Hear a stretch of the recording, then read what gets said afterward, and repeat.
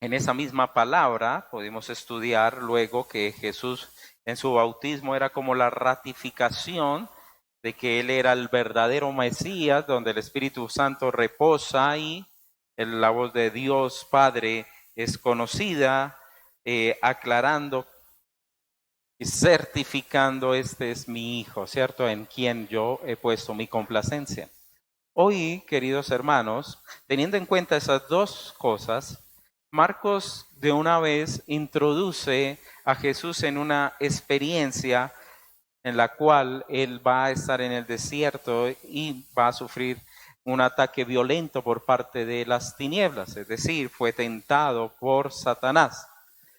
Y aquí entonces nosotros podemos ver que Marcos nos habla claramente de que vivió eso, no se introduce a mirar cuál fue la tentación, simplemente nombra fue tentado, como para darnos esa claridad de que el que venía, su ataque, digamos, sí, digamos, el ataque que él iba a hacer de frente y victorioso iba a ser contra Satanás y las obras del mismo Satanás. Es decir, tenía que dar a conocer a aquellos que iban a leer este evangelio, muchos de los cuales no eran judíos, de que este monarca, este gran rey, este Mesías escogido por Dios, iba a vencer entonces a las tinieblas.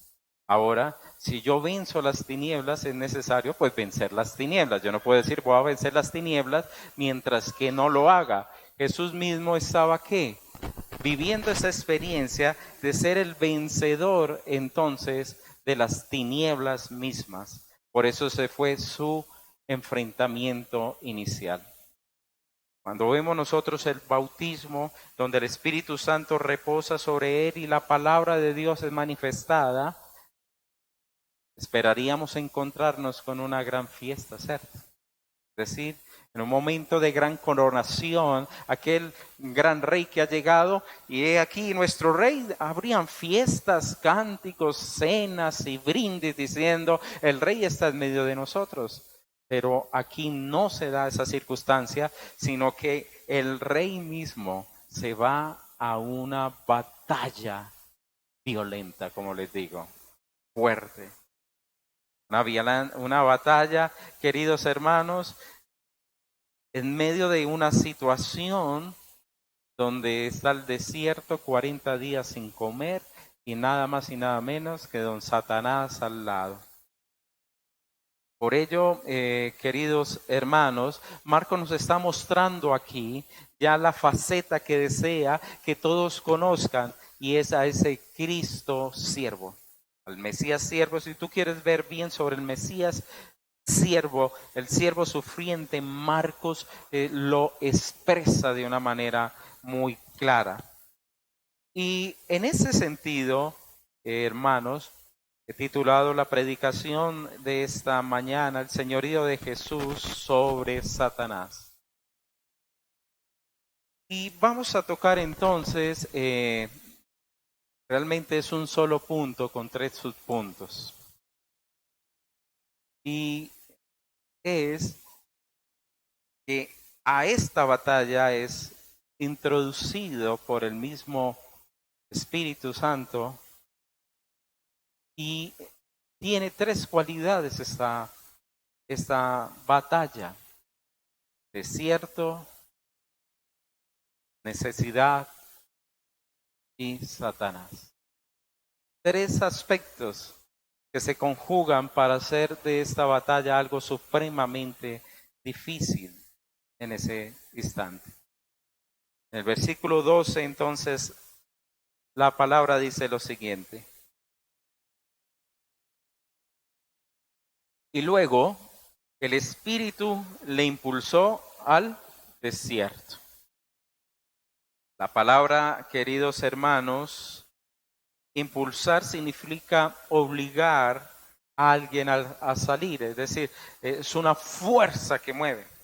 Ahora, lo que nos trata de explicar Marcos aquí no es que Jesús se opusiera a hacer esto, sino lo que más desea dejarnos claro Marcos en en este texto es que Jesús realmente se movía en la plenitud del Espíritu Santo de Dios. Recuerde que el Espíritu había reposado sobre él. Entonces, él se movía en el Espíritu de Dios con el objetivo y plena convicción de lo que él iba a hacer.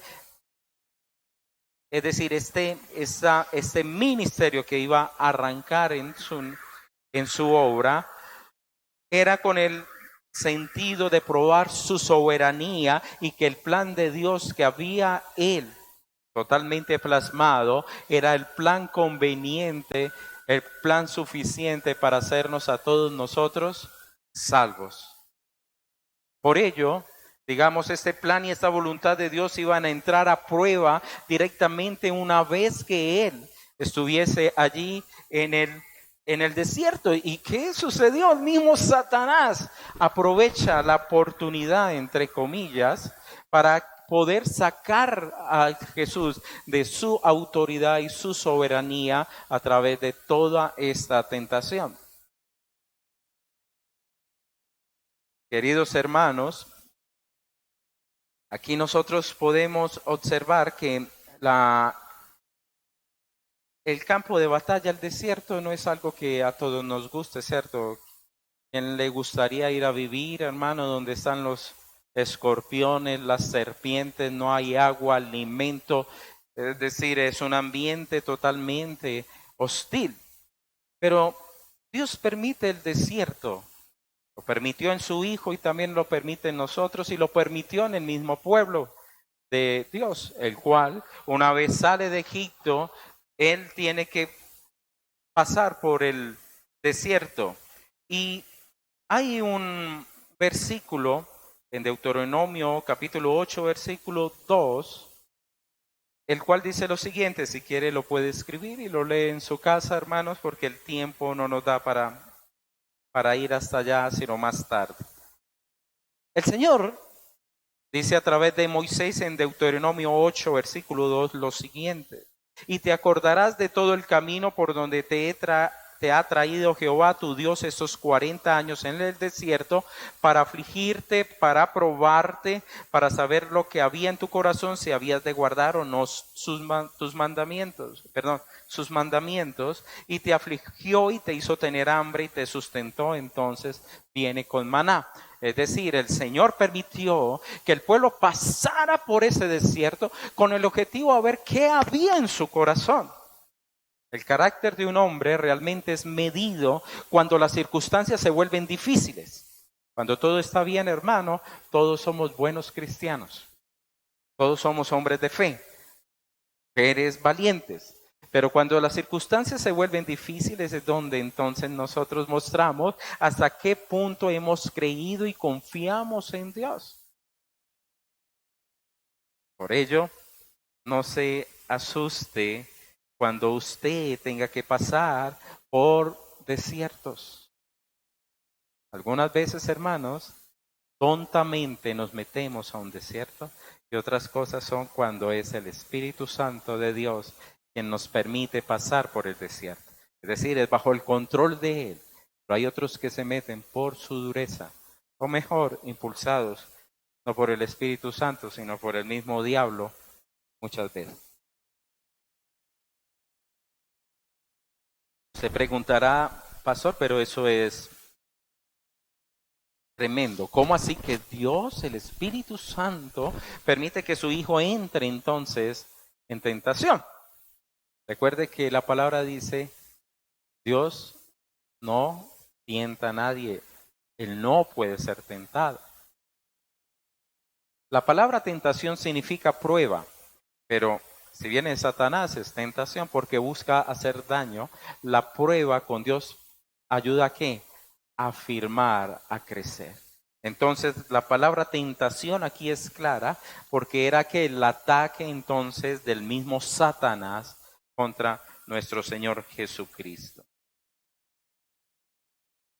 Teniendo nosotros en cuenta entonces lo que significa, queridos hermanos, estar en un desierto donde la temperatura en la mañana y en la tarde es supremamente alta, pero en las noches son muy frías. Es decir, es ilógico uno pensar eso. Una temperatura de 40, 46 grados centígrados, hasta bordear los 50 muchas veces, y en la noche estar bajo cero. Los desiertos son unos lugares hostiles para vivir. Es más, si usted sigue leyendo en Marcos, en los últimos hilera dice que estaba con fieras allí, estaba en la soledad él. Y es precioso observar lo que el Señor estaba haciendo allí con su hijo. Es decir, dando un golpe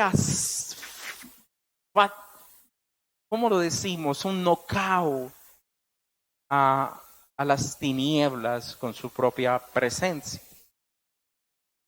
También la palabra no solamente nos dice que fue impulsado a un desierto, que sabemos que es soledad, para probar qué hay en el corazón, si guardábamos o no los mandamientos de Dios, sino que también estuvo allí 40 días. Lucas dice que estuvo 40 días y no comió nada. ¿Cuántos ya no desean ir a almorzar lo que se le tiene preparado como Día del Padre? Entonces se imagina 40 días, hermanos. Físicamente, ¿cómo se encontraba el Señor? Agotado.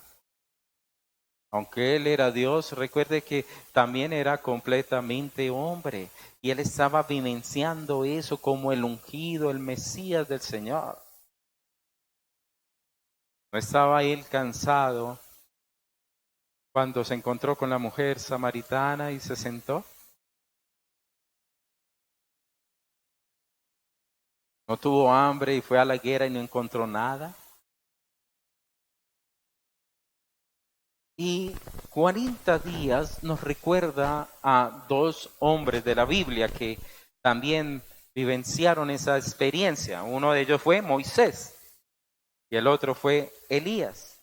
Moisés fue aquel el cual Dios hablaba cara a cara.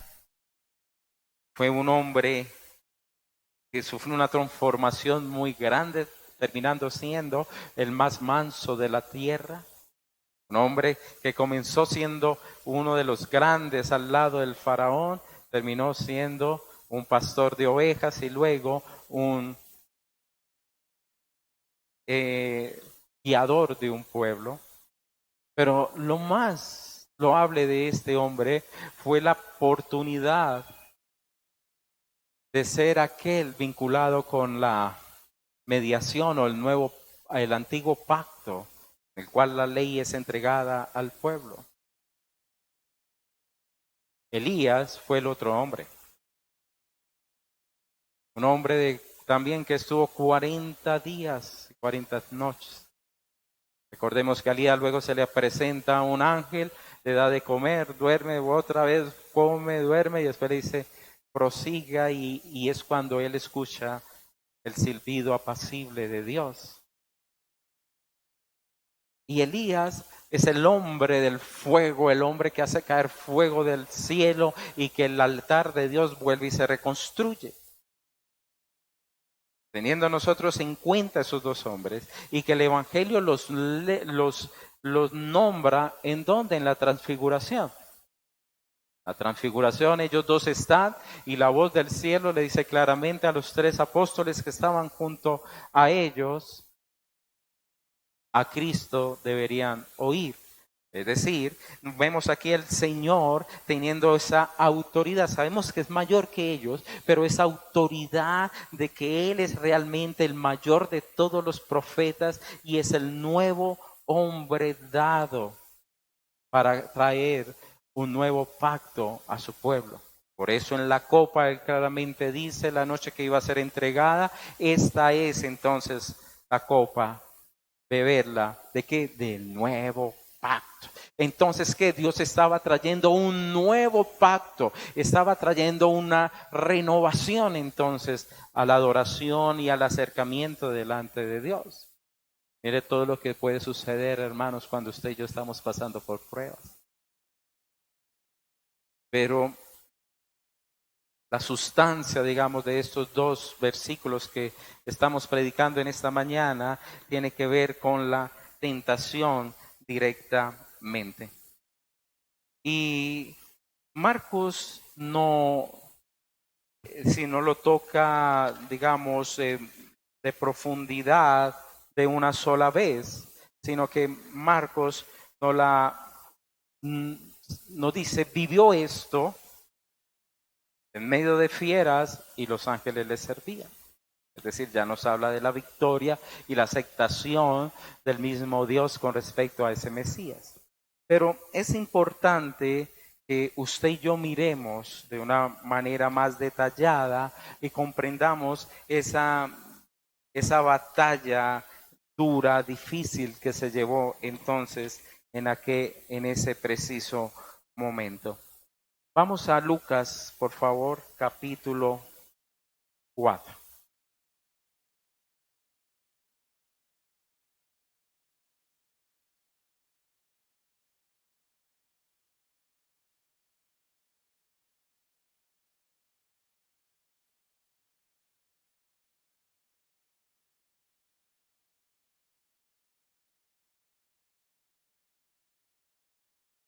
Versículo 1 dice así. Jesús, lleno del Espíritu Santo, volvió del Jordán y fue llevado por el Espíritu al desierto. Por 40 días y era tentado por el diablo. Y no comió nada en aquellos días, pasados de los cuales tuvo hambre. Entonces el diablo le dijo, si eres el Hijo de Dios, di a esta piedra que se convierta en pan. 5. Después tocamos las respuestas. Y le llevó el diablo a un alto monte y le mostró en un momento todos los reinos de la tierra. Y le dijo el diablo, a ti te daré toda esta potestad y la gloria de ellos, porque a mí me ha sido entregada y a quien quiero la doy. Si tú, postrado, me adorares, todos serán tuyos.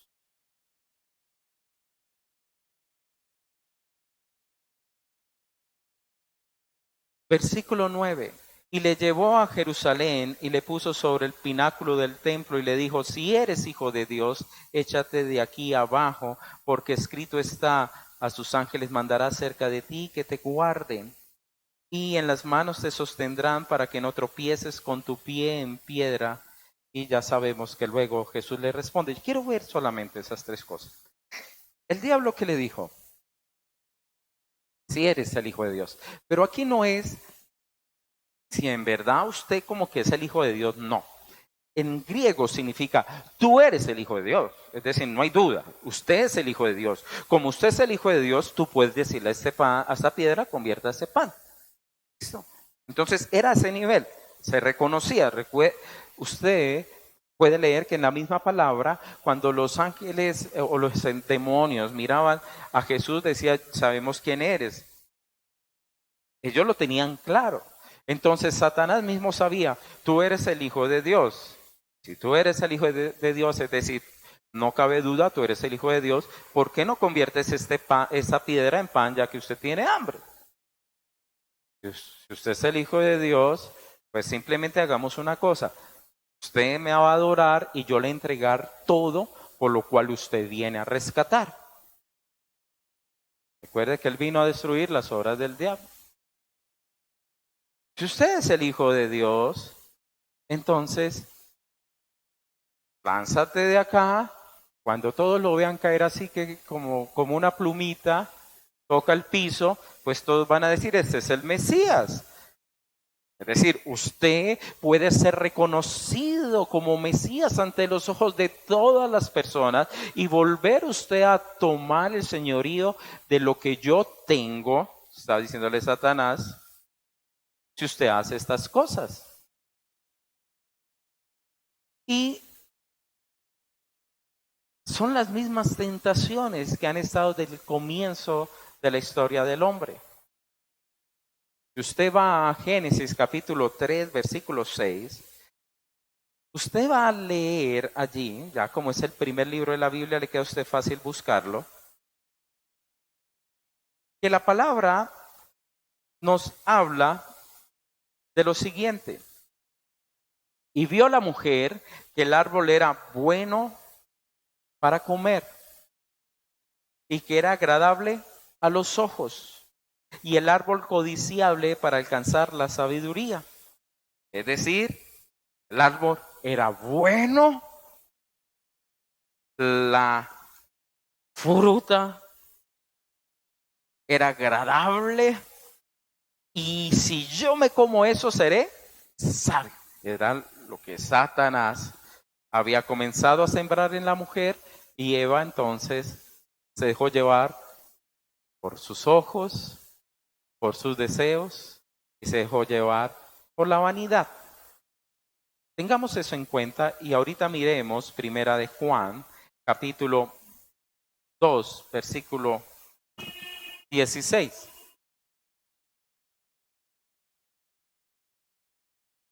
Primera de Juan 2:16. Y la palabra dice a lo siguiente: no améis al mundo ni las cosas que están en el mundo. Si alguno ama al mundo, el amor del Padre no está en él. Porque todo lo que hay en el mundo, los deseos de la carne, los deseos de los ojos y la vanagloria de la vida, no proviene del Padre, sino del mundo. Ahora vamos a articular esas tres cosas. Y vamos a tomar como referente a Juan. Juan nos está diciendo, existen los deseos de la carne, los deseos de los ojos, la vanagloria de la vida. ¿Listo? Él lo tiene claramente establecido de esa manera. Los deseos de la carne, digamos, son como aquellos instintos, ¿cierto?, que tenemos nosotros. Por ejemplo, Jesús tuvo hambre, dijo la palabra. Entonces, cuando hay hambre, pues, ¿qué tenemos que hacer? Pues comer, para calmar el hambre. A veces, nuestros instintos, queridos hermanos, mal manejados son peligrosos.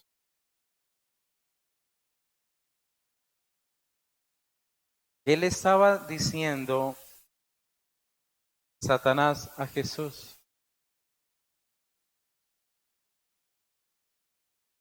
¿qué tiene de malo? Si usted tiene hambre, pues cómase un pedazo de pan. Pero ¿cómo lo tiene que hacer? Convierta la piedra en pan. Usted es Dios. Hágalo.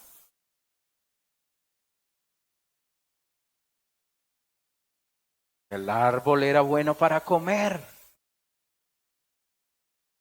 Y muchas veces, queridos hermanos, le damos gusto a la carne pasándonos por encima de lo que es de Dios. La respuesta del Señor Jesús fue clara: no solo de pan vivirá el hombre, sino toda palabra que sale de Dios. Luego le muestra todos los reinos. Usted se puede imaginar, hermanos, las riquezas de las naciones. Yo tuve la oportunidad de entrar a uno de los hoteles más caros de la ciudad de Toronto. Entrar, no me quedé, entrar.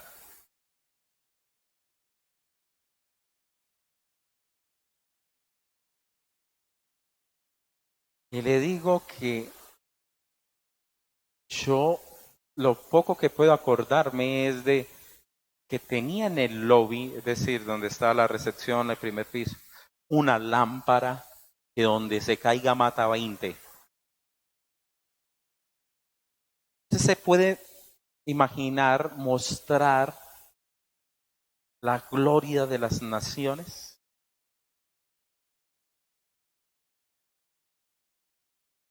Y el árbol era agradable a sus ojos, los deseos de los ojos. Y eso sí que trabaja el diablo sabiamente en su maldad. o perversamente es la palabra. Les contaba a los que estaban en la mañana cuál es el programa de los programas más vistos del mundo, y es un programa que se llama La Otra Parte del Mundo. Es de los ricos, cómo viven los ricos. Y claro, como la mayoría de la gente, queridos hermanos, anhelan esa vida. Mi esposa me mostró una vez una fotografía de esa película donde el protagonista tenía unos tenis con cordones, con diamantes. ¿Usted se puede imaginar eso?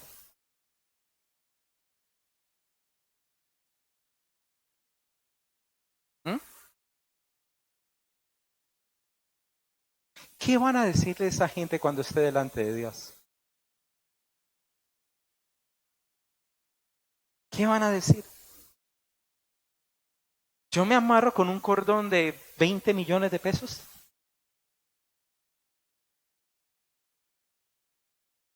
Un celular con diamantes. ¿Qué van a decirle a Dios cuando estén delante de Él?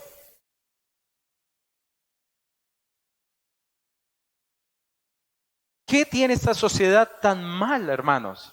Porque hay tanto narcotráfico en nuestro país, tanta corrupción, porque anhelan ese mundo y esa vida,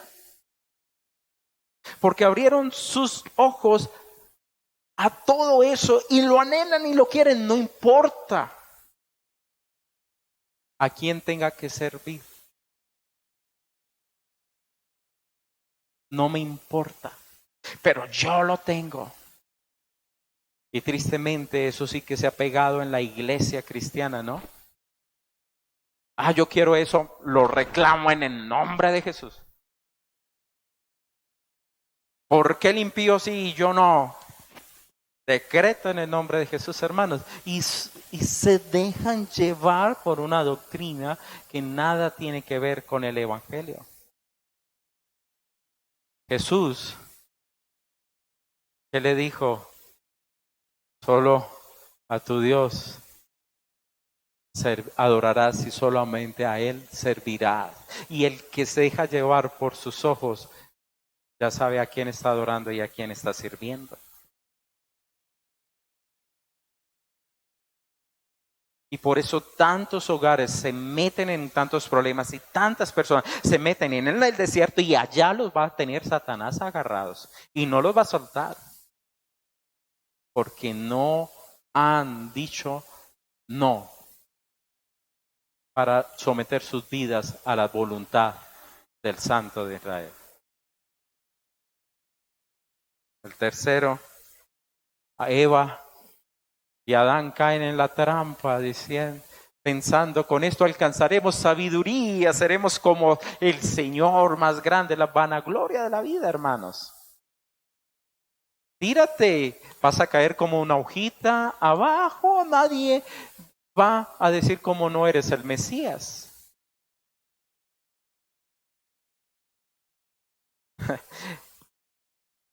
Queridos hermanos, esto nos muestra ese ataque acérrimo de Satanás. Es que Satanás atacó fuertemente al Señor, hermano. No podemos verlo como, ay, no, la piedra, pan. No, yo no lo hago. No. ¿Qué quería Satanás? Quería doblegar al Señor. Quería sacarlo del camino. Quería que no hubiese cruz en medio de su ministerio. Y vamos a comprender las respuestas del Señor Jesús. Por favor, vayan, ahí sí, todos, si son tan amables, van al quinto libro de la Biblia, Deuteronomio, capítulo 8.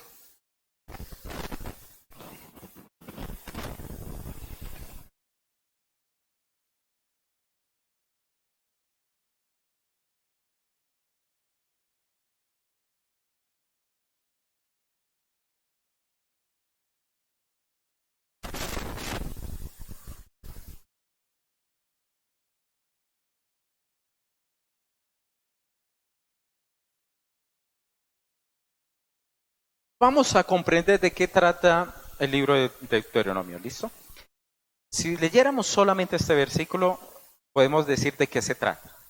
¿Listo? Vamos a leer el versículo 1 del capítulo 8. Dice así: cuidaréis por poner por obra todo mandamiento que yo ordeno hoy, para que viváis y seáis multiplicados, y entréis y poseáis la tierra que Jehová prometió con juramento a vuestros padres. Es decir, el libro que nos dice a nosotros, seamos obedientes. ¿Listo? Seamos obedientes. Ya leímos el versículo 2 que decía, porque los he pasado por el desierto para saber qué había, ¿cierto? Entonces, lo que nos está tratando de decir el libro de Deuteronomio es, Dios los ha sacado, Dios los ha bendecido, pero para que ustedes puedan sostenerse en lo que Dios quiere para ustedes, tienen que cuidarse de no olvidar los mandamientos de Dios. ¿Ok? Entonces estamos en ese contexto. Ahora miremos la respuesta con respecto a que la piedra se vuelva pan, versículo 3. Entonces, la palabra dice así: y te afligió y te hizo tener hambre. ¿Pero cómo fueron sustentados? ¿Con qué? Con maná, comida que no conocías tú ni tus padres la habían conocido, para hacerte saber que no solo ¿qué? De pan vivirá el hombre, mas todo de lo que sale de la boca de Jehová, ¿qué? Vivirá el hombre. Jesús tomó las respuestas del libro dado al pueblo de Dios para vivir sabiamente donde Dios los iba a poner. ¿Qué quería Satanás? Que él violentara los mandatos de Dios. Ah, yo quiero esa camiseta, pues me la robo. Yo quiero esto, pues se lo quito. Ah, yo quiero una aventura, le hago. Una canita al aire, listo. Un adulterio, listo. Porque yo quiero ser feliz. Porque ¿cómo hay que vivir? Dijo Jesús: no solo de pan vivirá el hombre vive por Jehová. El hombre vive por Dios. El hombre se sustenta, es por Dios mismo. ¿Cómo me voy a ir yo contrario a la fuente de la vida? Entonces, queridos hermanos, Dios sustenta, Dios sustenta, Dios nos sustenta y nos da su mano. ¿Cómo respondió el Señor? Cuando le mostró todos los reinos de la tierra, le dijo: ¿usted va a morir por esto? Pues yo se lo doy, simplemente adórame. El Señor le responde en el versículo 13 del capítulo 6, nada más un pedacito ahí al lado, usted ya lo halla. Y la palabra dice: a Jehová, tu Dios, temerás y a Él solo servirás. Y por su nombre jurarás. El contexto de esta palabra, queridos hermanos, lea el capítulo 6, versículo 1.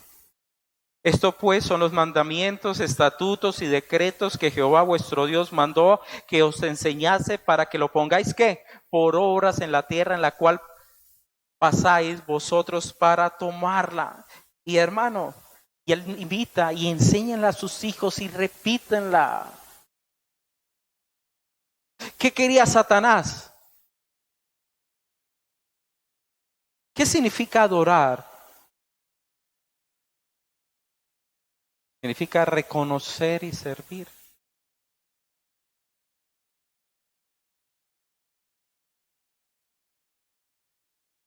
No haya cruz. ¿Para qué vas a morir? Yo te lo entrego todo, pero si me adoras.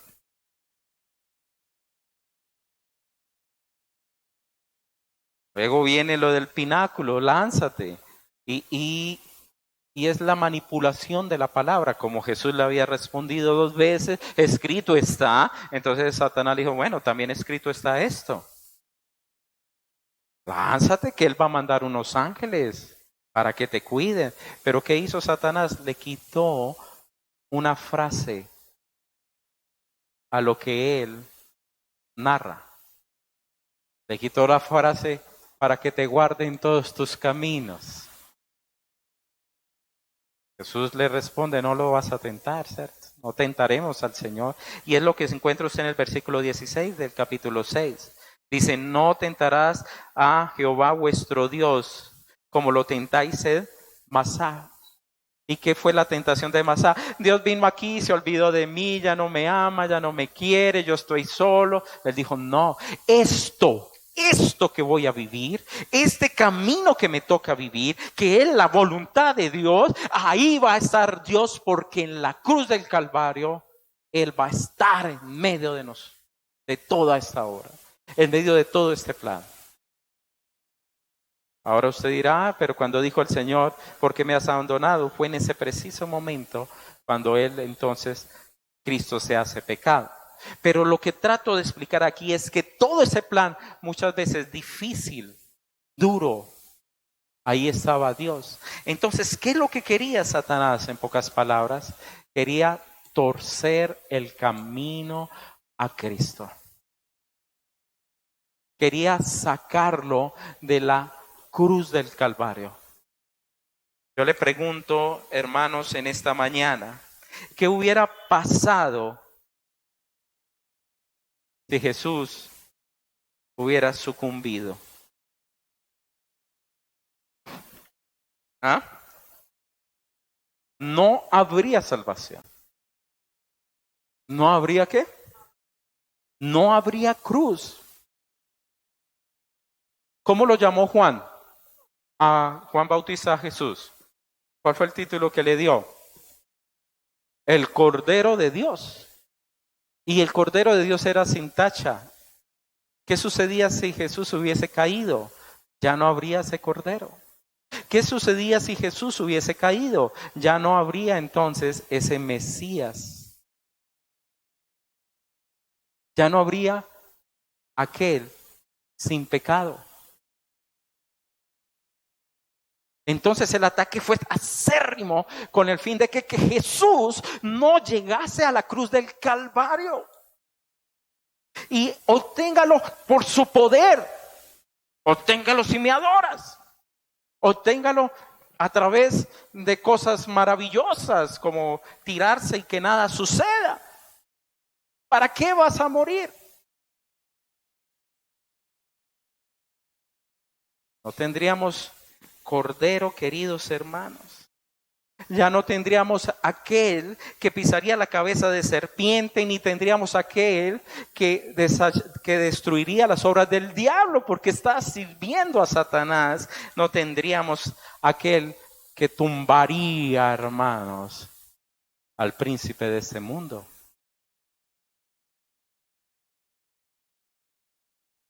Por eso, Marcos comienza hablándonos de Jesús como la gran realeza que viene, como el hombre del sello dorado de que es el Mesías verdadero y el que vence al enemigo con su señorío y autoridad en el desierto a las tinieblas mismas. Marcos enfoca todo su libro en el siervo de Dios.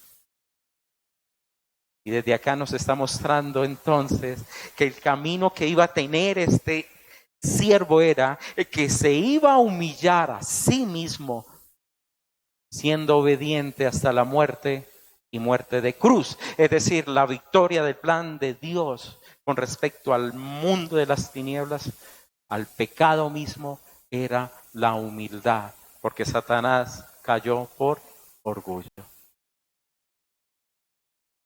Queridos hermanos,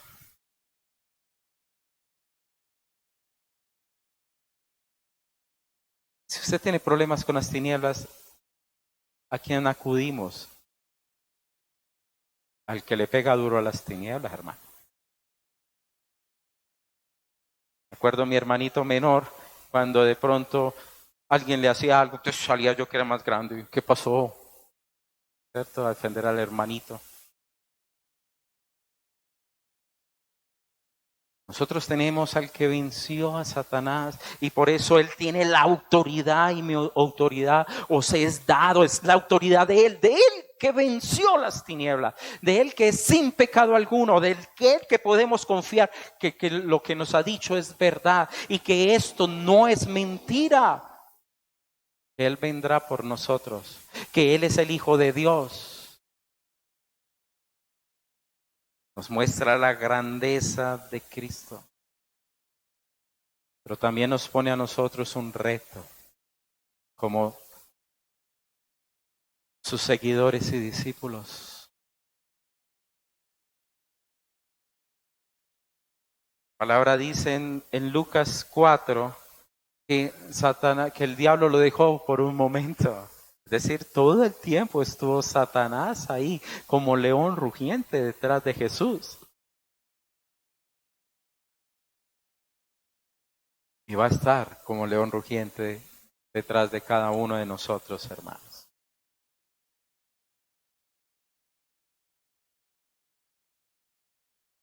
En Jesús tenemos la victoria para cada una de estas tentaciones, pero la cuestión es, ¿nos aferramos de Dios? ¿Cómo está usted con respecto a los deseos de la carne, mi hermano?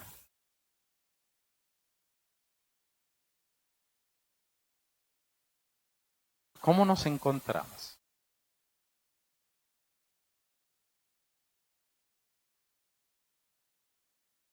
Estamos con el gran vencedor.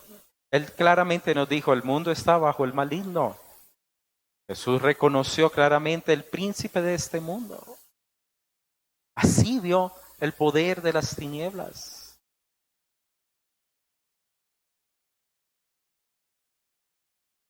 Pero nos dejamos dominar, hermanos, por este tipo de tentaciones. La palabra dice que cuando hay una prueba junto con Él, entonces hay una salida y Dios nos puede fortalecer.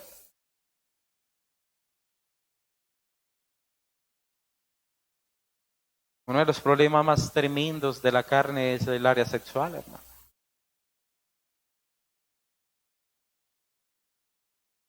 Ay, yo tengo ganas, no importa, hágalo de tal manera.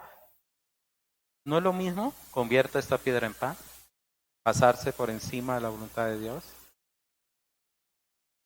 Lo de los ojos, mire cómo quedó la vecina, vean, parece de 15. Uy, eso ni pata y gallinas. No la estiraron. Yo también quiero una de esas.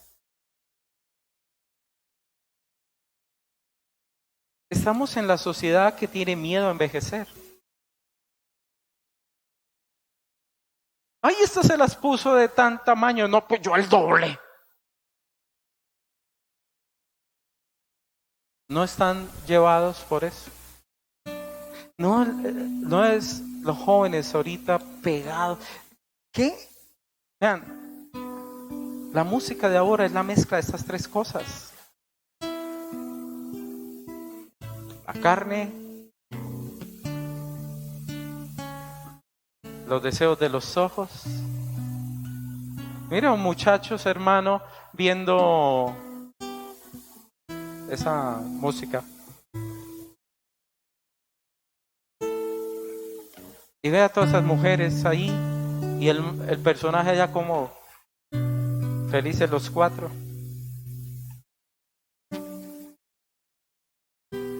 Para él eso es el mundo y Satanás lo está haciendo. Él sabe que esas tres cosas le han producido y le seguirán produciendo fruto. Solo el entendido, hermano, el que teme a Dios y el que ama a Dios es capaz de responder, no solo de pan vivirá el hombre, sino de toda palabra que sale de Él. Ay, mire este carro, mire, usted quiere esto y la gente vive para ello, hermano. Cuando menos piensa, consiguió casa, carro, beca, finca, perro, gato, pero no disfrutó ni siquiera a sus hijos. Y cuando volteó a mirar, sus hijos perdidos. Y se murió y nada se llevó. Ay, es que yo quiero ser reconocido. Ay, es que yo quiero ser de lo mejor. Ay, ¿y por qué a mí no me miran y a este sí? Ya. Y nos dejamos guiar y robar, hermanos, la cruz en nuestros corazones. Porque no queremos morir a eso. No queremos morir. Y Satanás va a querer quitar la cruz de tu vida. Lo va a querer. No va a querer a Cristo, el Mesías, el siervo sufriente de Isaías 53. No lo va a querer. No va a querer. Pero nosotros tenemos una gran ventaja. Suprema ventaja. Altísima ventaja. Que tanto el Espíritu como el Hijo y como el Padre habitan en nosotros. Y ellos nos ayudarán, ellos nos levantarán, ellos nos darán la fuerza y la sabiduría. Y Cristo, fue Cristo que venció por nosotros. Nosotros, queridos hermanos, resistimos al diablo, pero Satanás está ahí bajo los pies de Cristo, no los tuyos, hermano. Es de Él, de Cristo el vencedor. Por lo cual, debemos aprender de aquel que es nuestro Mesías y nuestro Señor. Él quería manchar al Cordero de Dios. Él quería que Jesús obtuviese todas las cosas ilegítimamente con su poder, pero no con su sangre. Y sin derramamiento de sangre no hay perdón de pecados.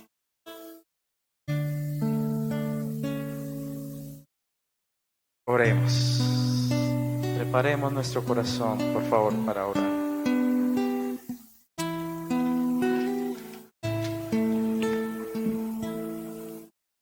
Al poder de tu gran trono